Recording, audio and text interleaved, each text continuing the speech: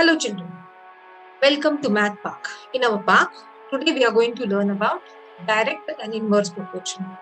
Before I start topic, let me congratulate Anuvrit for being first to post the answer on ratio. Keep going, keep watching, do practice.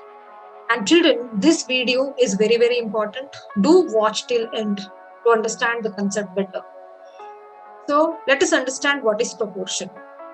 If two ratios are equal, then we say that they are in proportion. And we use a symbol in proportion to or equal to equate the two ratios. Let's take these two ratios, 8 is to 22, which written in the fraction form as 8 upon 22. When we simplify, we get it as 4 is to 11.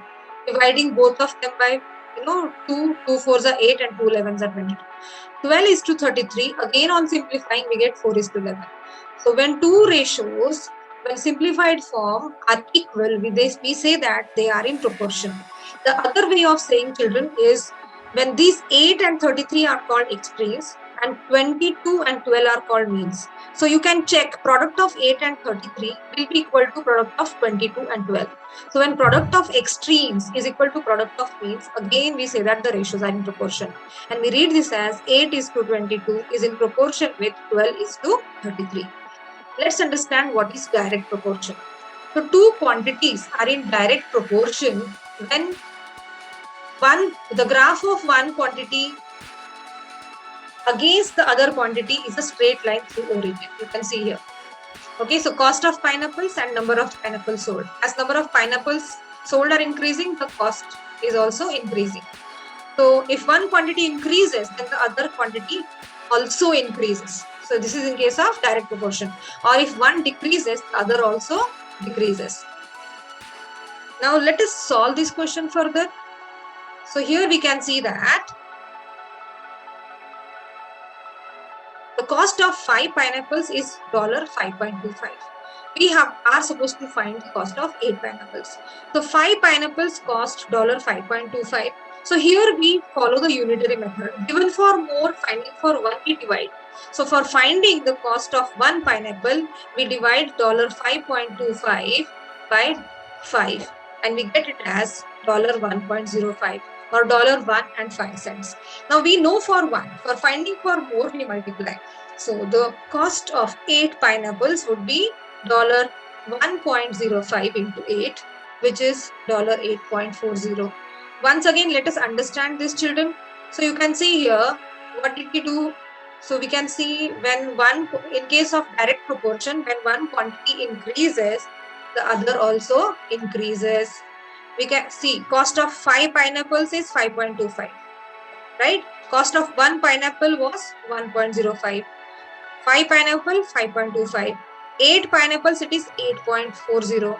So this is how, as the number of pineapples are increasing, the cost is also increasing. So this is how, in direct proportion, when one quantity which is depending on other increases, the other also increases. Okay, so let us move on to the next question. So here we can see the recipe which uses 2 eggs to make 12 cupcakes. How many eggs are needed for making 36 cupcakes? So easy way, I'll tell you, children. We will make a table here. So we make a table of 2 quantities which are being compared. So eggs and cupcakes. For 2 cupcakes, we need 2 eggs. So for 36 cupcakes, let us take it as eggs. As I said, in case of direct proportion, the ratio is constant. So we take the ratio A upon 36, which will be equal to 2 upon 12. On simplifying this, we get A is equal to 6x. Dividing this, 6 1 the 6 and 6 6 the 36.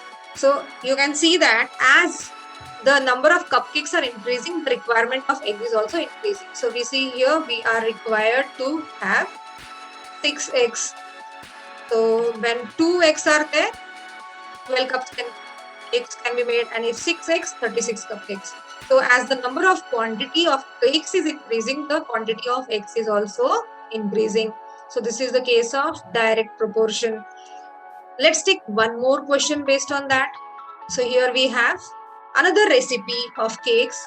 So the recipe is for making cakes. You can see the recipe here. This recipe is shown for 2 cakes, right? This recipe is shown for 2 cakes. And we can see here For 2 cakes, 200 gram of butter is required. 160 gram of sugar is required. 4 eggs are required, and 50 gram of self-raising flour and 1 teaspoon of vanilla essence is required. So what we understand here is, as the number of quantity of eggs is going to increase, the each of ingredient will have to put in the same proportion, right? So again we solve it further.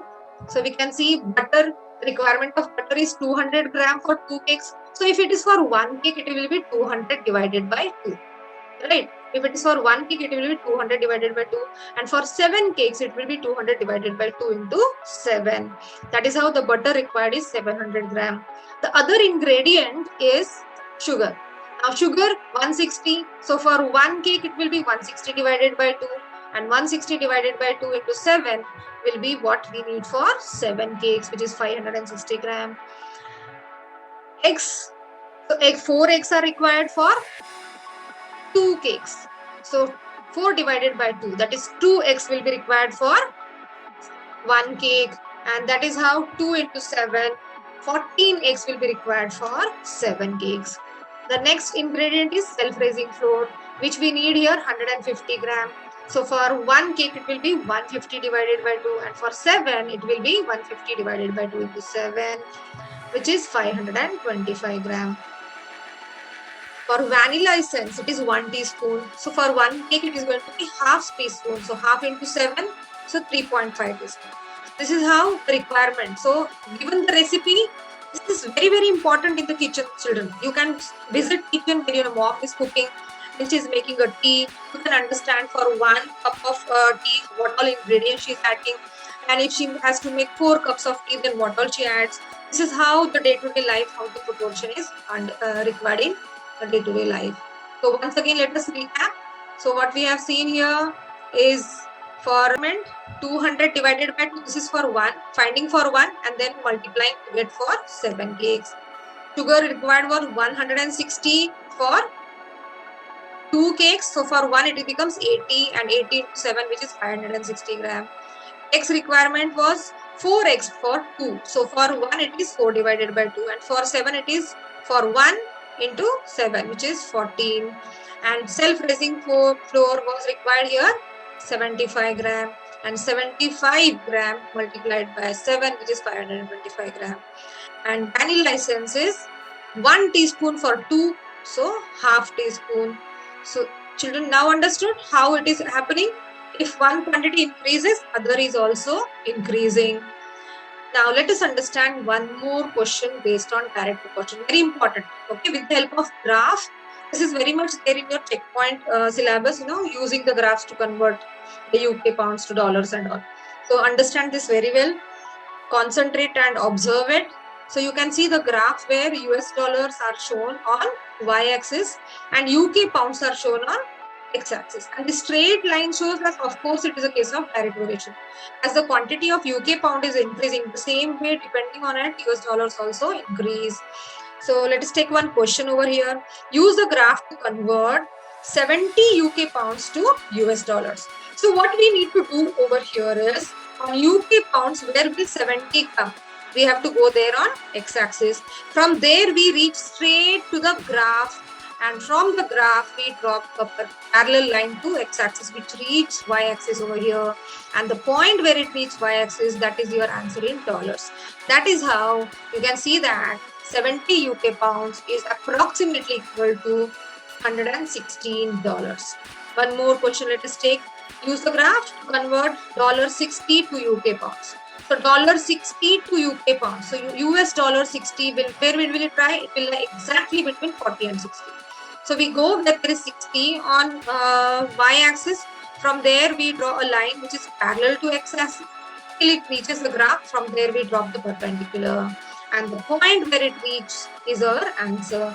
So this is how you can see that 60 US dollars is approximately equal to 36 UK pounds.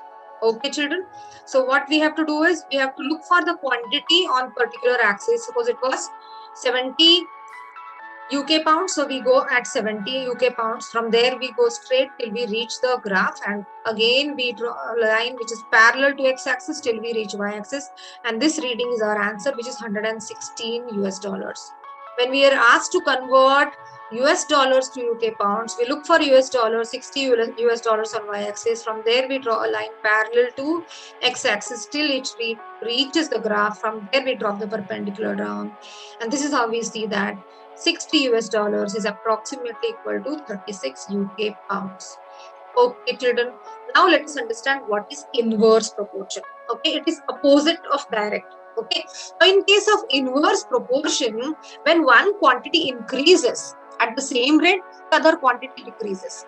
Now here there are several examples, right? So when we work in group, the work done will be very fast, right? The number of days required will be very less. So let us take one question based on that. So if two men, it takes 2 men 6 hours to paint one wall. Okay, for 2 men it takes 6 hours to paint a wall. How long will it take 3 men to paint the same wall? So if the number of men are going to increase, the days required to complete the work is definitely going to decrease. This is how the case of inverse variation. So easy way, children, again making a table. So what are the two things which are compared? Men and hours. So 2 men can complete the wall, painting of a wall in 6 hours. 2 men can complete the painting of wall in 6 hours. So 3 men, let us say they complete in y hours. And in case of inverse proportion, the product is constant. In case of direct proportion, the ratio was constant. In case of inverse proportion, the product is constant. So remember this very important tip. In case of inverse proportion, the product is constant. So we take the product of these quantities. So we start with what is to be found out, right? So y into 3 will be same as 6 into 2. On calculating this 3 becomes division here, and we get this as y is equal to 2 into 6 divided by 3, which is equal to 4 hours. So you can see when the number of men are increasing, the time taken to complete the work is decreasing. When the number of men are increasing, the time taken to complete the work is decreasing, children. Very important. So three men. So when we are talking of this, 3 men are able to complete the same work in 4 hours. And look at this, the product, okay? 2 into 6 is 12 and 3 into 4 is 12. So in case of inverse proportion, the product is constant. Very, very important. In case of inverse proportion, the product is constant.